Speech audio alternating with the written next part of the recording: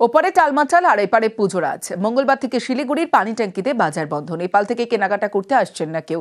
এর জেরে ব্যবসায় ক্ষতি।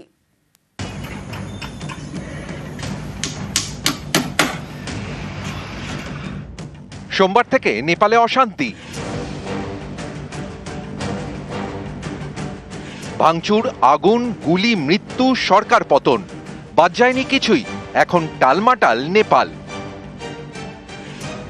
আজ পড়ছে শিলিগুড়ির পানি ট্যাঙ্কির দুর্গাপুজোয়।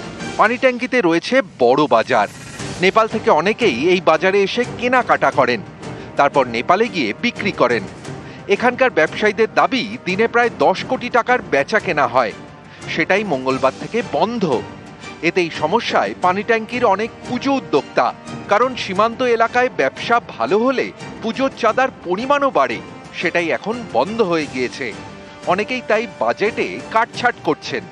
নেপালের যে পরিস্থিতি, আমাদের যে প্যান্ডেলের কাজ হচ্ছে, এখন আপনি দেখতে পাচ্ছেন যেই গতিতে কাজ হচ্ছে তার গতিটা অনেক কমে গেছে। বিশেষ করে যেগুলো থাকে, নেপালের লোক যারা আসে এখানে আমাদের পুজোতে চাঁদা যায়, আমরা কি করে পুজোটা উদ্ধার করবো? এখন হয়তো পুজোর বাজেট হয়তো আরেকটু কমাতে হবে। প্রচুর দর্শনার্থী আসে নেপাল থেকে, হয়তো সেই দর্শনার্থী এবার হয়তো দেখতে পাবো না। এখন যা অবস্থা, 60% দোকান বন্ধ হয়ে আছে, অনেক দোকানে বউনি অবধি হচ্ছে না। তো আমরা কোন মুখ নিয়ে যাব চাঁদা চাইতে? একটা বিশাল চিন্তা। ট্রাকগুলার কাছে আমরা একটা চাঁদা পাই, ট্রাকগুলা যাচ্ছে না, বর্ডারের অবস্থা ঠিক নাই। আর কয়েকদিন বাদে দুর্গাপুজো, প্যান্ডেলের কাজ জোর কদমে চলছে, কিন্তু পুজোর ফান্ড যে পাচ্ছে না।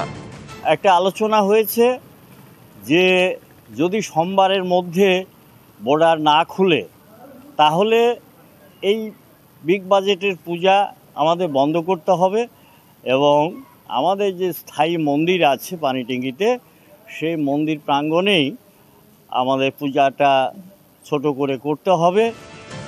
পানি ট্যাঙ্কি থেকে বিশ্বজিৎ মিশ্র, নিউজ 18 বাংলা।